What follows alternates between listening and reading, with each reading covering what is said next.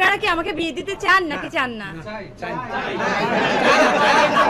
আচ্ছা, চাই কতজন হাত তুলো? নাকি না?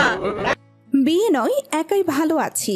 গ্রেফতার থেকে বিয়ে, সব বিতর্কে মুখ খুললেন পরিমণি। আমাকে কোনো পুরুষের সাথেই মানুষ দেখতে চায় না, আমাকে সিঙ্গেল দেখতে চায়, আমার বাচ্চাদের সাথে দেখতে চায়। এইটা কোন আনন্দ আমি এটা জানি না। সাকিব আল হাসানকে ছাড়িয়ে গেলেন চাঞ্চল্যকর স্বীকারোক্তি, বিয়ে করবেন না। কেন এমন সিদ্ধান্ত নিলেন বাংলাদেশের আলোচিত অভিনেত্রী পরিমণি? কেন তিনি দাবি করছেন তাকে মিথ্যা মামলায় গ্রেফতার করা হয়েছিল? আর কেন বললেন কোনো পুরুষের সাথেই মানুষ তাকে দেখতে চায় না? পুরো ঘটনাটি জানুন শেষ পর্যন্ত। বাংলাদেশের চলচ্চিত্র অঙ্গনের অন্যতম আলোচিত অভিনেত্রী পরিমণি অভিনয়ের পাশাপাশি ব্যক্তিগত জীবন, সামাজিক যোগাযোগ মাধ্যমে বিভিন্ন বক্তব্য এবং একাধিক বিতর্কের কারণে তিনি প্রায়ই সংবাদের শিরোনামে থাকেন। সম্প্রতি এক সাক্ষাৎকারে নিজের জীবন, বিয়ে এবং অতীতের আইনি অভিজ্ঞতা নিয়ে খোলামেলা কথা বলেছেন তিনি। তার বক্তব্য নতুন করে সামাজিক যোগাযোগ মাধ্যমে ব্যাপক আলোচনা তৈরি করেছে। পরিমণি বলেন, এই মুহূর্তে তিনি বিয়ে নিয়ে কোনো ভাবনা ভাবছেন না। তার ভাষ্য অনুযায়ী তিনি এখন একাই ভালো আছেন এবং নিজের কাজ, সন্তান ও ব্যক্তিগত জীবন নিয়েই ব্যস্ত থাকতে চান।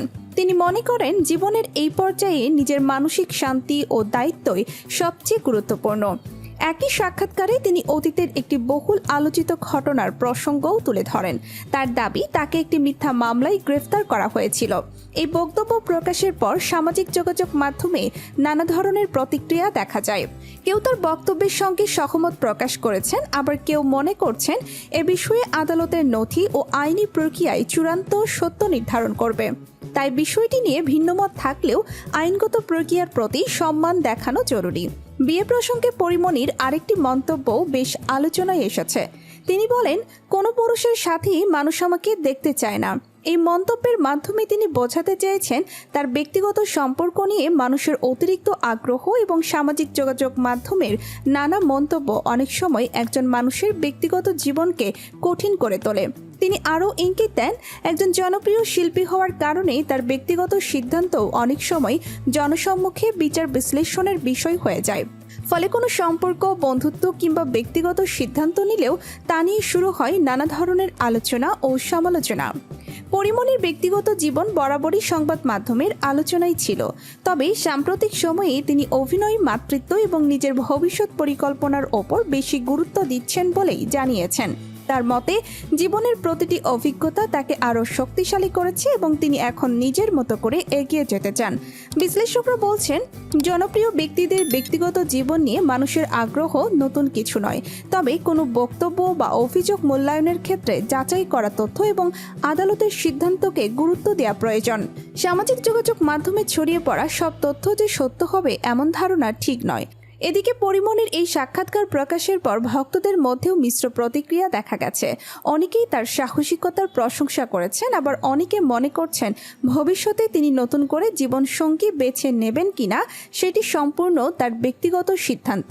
অন্যদিকে কেউ কেউ বলছেন, একজন শিল্পীর ব্যক্তিগত জীবন নয়, তার কাজই হওয়া উচিত আলোচনার মূল বিষয়।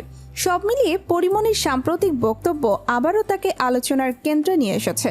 তবে তিনি যে বার্তাটি সবচেয়ে স্পষ্টভাবে দিয়েছেন তা হলো, বর্তমানে তিনি নিজের জীবন নিজের মতো করে গুছিয়ে নিতে চান এবং বিয়ের চেয়ে নিজের দায়িত্ব ও কাজকেই বেশি গুরুত্ব দিচ্ছেন।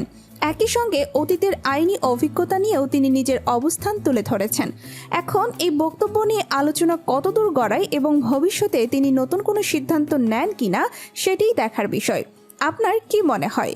পরিমণির এই বক্তব্য সম্পর্কে আপনার মতামত কি?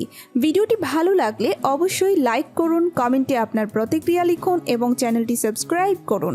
বিনোদন জগতের সর্বশেষ আপডেট, গুরুত্বপূর্ণ সংবাদ বিশ্লেষণ এবং নির্ভরযোগ্য ভিডিও পেতে আমাদের সাথেই থাকুন।